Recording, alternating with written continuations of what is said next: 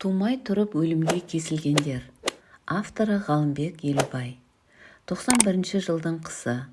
Менің үлкен нағашы атамның есігінің алдына қою жасыл түсті машина келіп тоқтады. Сол кездің көзімен қарағанда бұл жақсылықтың нышаны еместі. Көліктен бірі қазақ, бірі Қытай, екі әйел түсті. Қыстық демалысымды нағашы ауылда өткізетін мен бұл кезде қора маңындағы алаңқайда балалармен асық ойнап жүрген едім. Балалардың ересектеуі маған қарап иек қақты. Үйге барсаңшы, келді. Терезесінің жарымы кеше жауған қалың қармен қымтаулы жер тамның есігін қорқақтай аштым. Басына қызыл шәлі бүркенген жеңгем бұрыштағы пештің аузында сықсыңдап жылап отыр. Нағашым үйдің екінші бұрышындағы жинаулы жүкке арқасын беріп, иегін көкке көтере төбедегі самырсын сырғауылдарға қадалып қалыпты. Ана екі әйелдің Қытайы ауыз жаппай сампылдап сөйлеп жатыр. Жалт-жұлт еткен көзілдірігінің ар жағындағы қоңыр қой көздері оны өз ұлтының әнтек оқшаулап көрсететіндей. Оның сөзін аударып тұрған сары кідір қазақ әйелі жеңгеме аналық ақылын беріп жатқандай аса бір жылылықпен бипаздап жеткізіп жатыр. Үкіметтің саясаты деген бар. Бала туу көрсеткішін шектеу туралы арнайы заң да қабылданып қойды. Қарғамай, сақтануларың керек еді ғой. Үкімет бар жағдайды жасап отыр ғой. Туытқа қарсы тегінен тегін дорба-дорба дәрі-дәрмек таратты. Анау бәлесін де берді. Сақина салдырып алсаң қайтер еді? Әй, жастар, жастар, деп бір тоқтады. Бала неше айлық? 7 ай. Тұңғышың нешеде? Келесі айда жасқа толады. Міне көрдіңдер ме? Баланың арасы 2 жылға толмайды. 1 жыл шыдасаңдар алуға болатын еді ғой. Демек құрсақтағы бала заңсыз деген сөз. Сонша уақыт ішіңді буып жасырып жүргенің неткенің, Мейлі, байқамай қалдың басында. 1-2 ай айлығында көзін құрту жеңіл болар еді ғой, қарғам. Жеңгем булығып, даусын көтеріп жылай бастады. Қытай әйелі ас үстелдің бір шетіне отырып алып, әлде бір қағаздарды бас алмай жазып жатыр.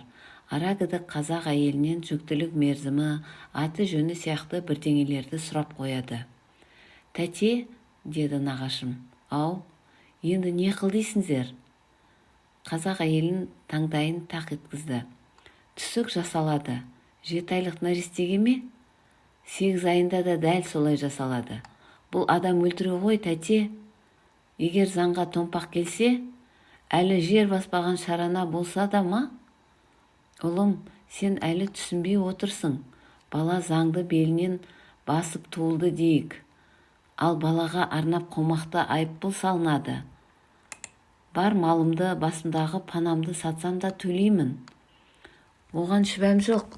Бірақ ол заңсыз балаға ешқандай құжат берілмейді. Оны ешбір оқу орны қабылдамайды. Ол жер басып жүргенімен адам санатына кірмейді. Сөйтіп ол өзінің жарық дүние есігін ашқан күніне мәңгі қарғыс айтып өтетін болады. Саған да. Келін, тез кейін, күн кешкірмей тұрып аудан орталығына жетуіміз керек. Келісіп қойғанбыз. Жанайым ешқайда бармайды. Нағашым шорт кетті. Онда сақшыларға хабар саламыз. Мәжбүрлі түрде баратын болады. Ерегес соңы айқайға көшті. Бүкіл диалогтың басынан босағада тұрған мен ытқып тысқа шықтым. Машинадағы жүргізуші жігіт үйге жүгіріп кірді. Шай қайнатым уақыттан кейін жеңгемді киіндіріп, қолтықтап алған нағашым соңынан бір еркек, 2 әйел үздік создық үйден шықты. Нағашым есікті көтере жапты да көрші үйге бас сұғып, қорадағы малын аманаттап шықты. Бір кезде жеңіл киінген Қытай әйелі қолын 2 жеңіне құшынып машинаға жүгіріп кіріп кеткен. Ал қазақ әйелі Алтайдың бөрі бораны тапалаған үйіңді қардың түбіне лоқсып, жап-жасыл запыран құсып отырған жеңгемнің арқасын қағып тұрған еді. Ағам маған қарап, сен де жүр деді. Бала қалсын, деді қазақ әйелі. Заңды балаға қайдан болсын, орын бар ғой, барсын. Мейлі, ал тұңғышың қайда? Әжесінің қолында. Біз кристальный жалт-жұлт етіп көз қарықтырған қарлы тау жолмен аудан орталығына тартып кеттік. Көлік ішін өлік күзеткендей үнсіздік жайлады. Жүргізуші жігіт таспадан ән қосып еді, қазақ әйелі өшіріп тастады. Жеңгем жылап-жылап сілесі құрыған сынды. Нағашыма басын сүйіп, екі қолмен кіндік тұсын жаба қымтай ұстап алыпты. Қытай әйел үнсіз жолға телміріп келеді. Оның қоңырқай көздерінен бір нәрсе оқып білу мүмкін емес сынды. Тек ара-арасында жолдан тайып кеткен көлік доңғалағының әлде бұлың пұшпағы көп тау жолдарын боқтаған жүргізушінің даусы ғана өлі үнсіздікті бұзып келеді. Біз аудан орталығына келгенде қарға адым қаңтар күні еңкейіп қалған еді. Емхана дегені ұзын дәлізінің өзі аспа уколы ілінген темір ілгекшесін сүйретіп жүрген адамға толы сұрқай жер боп шықты. Біз дәліздің соңын ала шынтақ айналма жасап 3 адамдық төсек қойылған шағын бөлмеге тірелдік. Сендер сыртта күтіңдер, деді бізді күтіп алған ашаң жүзді арықша келген жас Қытай қызы. Қанша күтеміз? 4 сағат немесе одан да көбірек болуы мүмкін. Осы сәт жеңгемнің нағашыма қараған жүзі жүрегімді шаншудай күйреп өтті. Жеңгем палатаға кіргесін біз далаға шықтық. Тысқа шыққасын нағашым еңкейіп, шекердей саудырлаған қарды қос қолдап жентектеді. Сосын ағаш басындағы қарқылдап отырған қарғаларды көздеп лақтырып қалды. Ойда жоқ соққыдан абдырап қалған қарғалар бұрқ етіп аспанға көтерілді. Біз жақын маңдағы мұсылманша деген жазуы бар дүнген асханасына бас сұқтық. Нағашым маған шырын және мәнті алдырды. Өзі нәр сызбады. Қалтасынан көк темекісін алып, Шынжияң газеті деген жазуы бар қағазға қолақпандай қылып орады. Бір байқағаным, оның ішіне жұтқан түтіні сыртына шықпай жұтылып, тұтас денесіне тарап жатқандай. Мен шырынды толық тауыстым.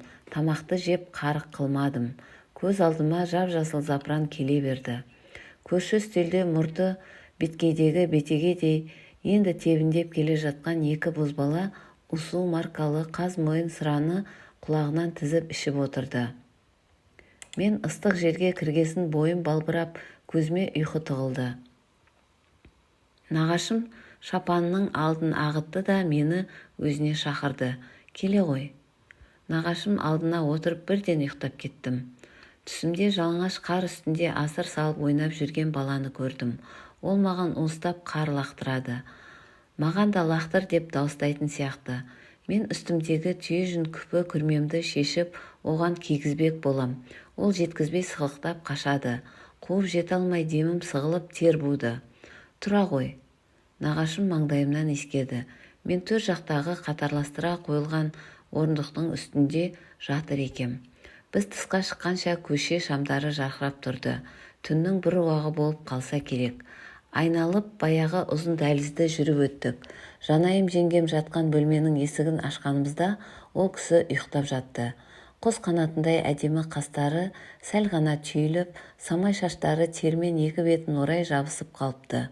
Медбике қыз терезеге қатқан қырауды саусағымен сызғылап тұр. Сонымен не тындырдыңдар? Деді нағашым. Болды, түсік жасалды.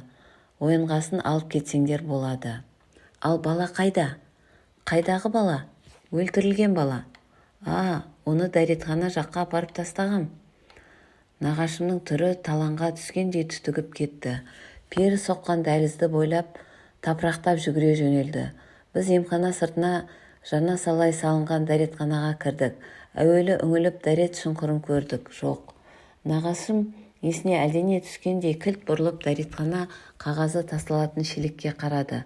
Қарады да ішіне қолын тығып жіберіп жан-жағын қан жынға малынған жұдырықтай затты бешпентінің кеудесін жұлқа ағытып қойнына сүңгіте салды. Сосын басын әжетхана қабырғасына ұрғылап өкіреп жылады. Мұндай қорықпаспын өмірде. Оған ұзандап мен қосылым. Екеуміз азан-қазан өкіріп жылап жатқанда сырттан кереге сақалы кең кеудесін жапқан басы тік, тығыршықтай дөңгелек қызыл жүнді қарт кірді. Қой балаларым, сабыр қылыңдар. Алдымен нағашымды орнынан сүйреп тұрғызып маңдайын иіскеді.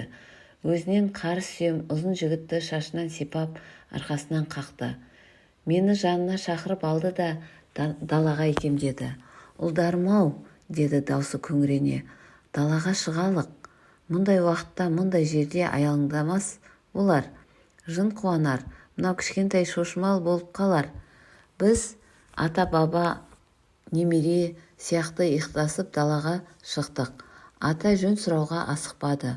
Нағашым ұзақ шауып келіп, кілт тоқтаған бәйге атындай солығын баса алмай ентігеді. Шырағым, өлген тірілген мен өшкен жанады. Көрер қызығың қайда?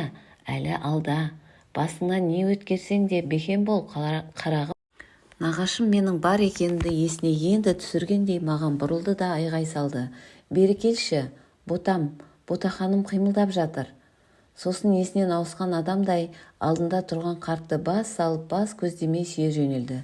Ей менің қызыр әулем, қалған өмірімде сенің анау кір-кір тақияңды төріме іліп қойып табынып өтейін. Әкелші анау теке сақалыңды сүйейін. Қартқа қайта тап берді. Ой енеңді, ант ұрған исалаң.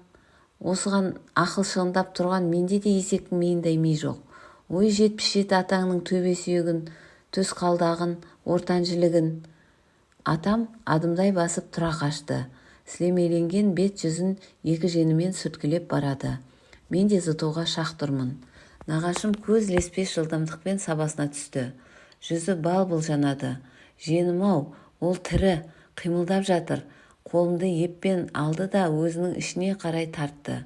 Егер ол менің қолымды шап беріп ұстағанда, менің талып түсеріме күмәнім жоқ еді. Ой Құдайдың құдіреті, о жаратқан тәңірі, расымен де нәресте бұлқынып жатыр. Екеуміз уағдаласқандай жүгіріске бергісіз жүріспен емханаға кіріп келеміз. Осы аралықта нағашымның басы бар да аяғы жоқ, талай сөз миыма кіріп шықпады. Тек қарашы ботам, ол менің кеудемді кеміріп жатыр дегені ғана есімде анық қалды. Біз жеңгем жатқан палатаға кірген бетте басымыздан өткерген қас қағым керемет сәтті менің жылдар бойы жазудан ажырап қалған сарысу санам суреттеп бере алмасы анық. Тек шашы мен көзі мойылдай қап-қара қыздың анасының көз жасы мен уыз сүтін қоса ашқарақтана сорып жатқанын ғана айта алар едім.